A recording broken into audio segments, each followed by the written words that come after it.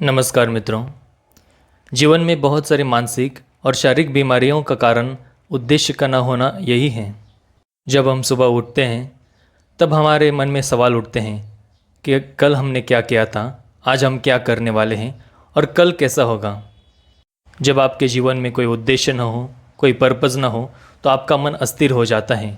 सुबह उठने के बाद आपको कोई पता नहीं चलता कि क्या करना चाहिए, क्या किया था और क्या होने वाला है। उद्देश्य कई प्रकार के हो सकते हैं, लेकिन हमें अच्छा उद्देश्य रखना बहुत ही ज़रूरी होता है। कई सारे लोग सुबह उठने के बाद उद्देश्य न होने के कारण ही व्यसनों के पीछे भागते हैं। कोई गेम्स खेलते बैठता है, कोई दारू, सिगरेट, तंबाकू या किसी भी ऐसी चीज़ के पीछे लग जाता है जिससे उसे उद्देश्य की अनुभूति हो। या तो फिर हम किसी मनोरंजन के साधन के पीछे लग जाते हैं जिससे कि हमें ऐसा लगे कि हम कुछ ना कुछ कर रहे हैं, लेकिन हमारे जीवन में हम कुछ कर नहीं रहे होते हैं, केवल वक्त की बर्बादी और शरीर का नुकसान ही कर रहे होते हैं। तो उद्देश्य कैसा होना चाहिए? हमारा उद्देश्य हमेशा सच्चा होना चाहिए, प्राप्त करने योग्य होना चाहिए, लेकिन मुश्किल भी होना चाहिए।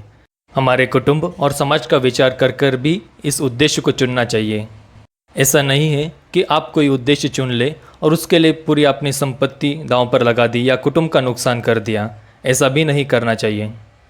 जब जीवन में कोई उद्देश्य हो, कोई पर्पज़ हो, तभी हम प्लान कर सकते हैं, कुछ ना कुछ कर सकते हैं। लेकिन अगर उद्देश्य ही ना हो तो हम जीवन में क्या करें, ये बड़ा सवाल हमारे आगे खड़ा हो जाता है।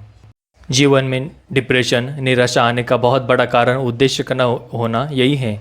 इसी कारण से लोग आत्महत्या कर लेते हैं। सुबह उठने के बाद यही तो सवाल हमारे मन में सबसे पहले आता है कि आज मुझे क्या करना है, क्या करना चाहिए, कल क्या किया था और कल आने वाले कल में मैं क्या करूँगा।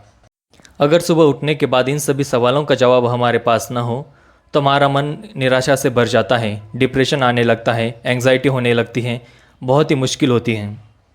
लेकिन ऐसा भी नहीं है कि हर किसी को अपना उद्देश्य तुरंत प्राप्त हो जाता है। उसके लिए बहुत दिन लगते हैं, बहुत साल लगते हैं। हमें अपने जीवन में क्या करना है इसे ढूंढते ढूंढते बहुत दिन लग जाते हैं। लेकिन ये ढूंढना भी हमारे जीवन का एक उद्देश्य ही होता है कि हमें जीवन में क्या करना है। उद्देश्य ऐसा होना चाहिए जिससे कि हमारा जीवन भी सुखकर हो और हमारा मृत्यु भी सुखकर हो। बहुत सारे चक्रवर्ती सम्राटों ने पृथ्वी पर विजय प्राप्त की, लेकिन अंतिम समय में वे दुखी होकर ही गए थे। इस वजह से हमारे जीवन का उद्देश्य ऐसा होना चाहिए जिसे प्राप्त करने के बाद आपके जीवन और आपका अंतिम समय दोनों ही सुखकर होने चाहिए। सुबह जल्दी उठने पर अपने बिस्तर पर ही पड़े रहना, कुछ करने का मन न होना, जीवन में निराशा आना, इन सभी का कारण उद्देश्य न होना यही है। जब हम हमारा उद्देश्य निश्चित कर लेते हैं तब कोई ऐसी ताकत नहीं होती है जो हमें रोक सके। जैसे कि कहा जाता है, मन एव मनुष्यानाम कारणम बंध मोक्षयो। हमारा मन ही हमारे बंधन और मोक्ष दोनों का कारण है।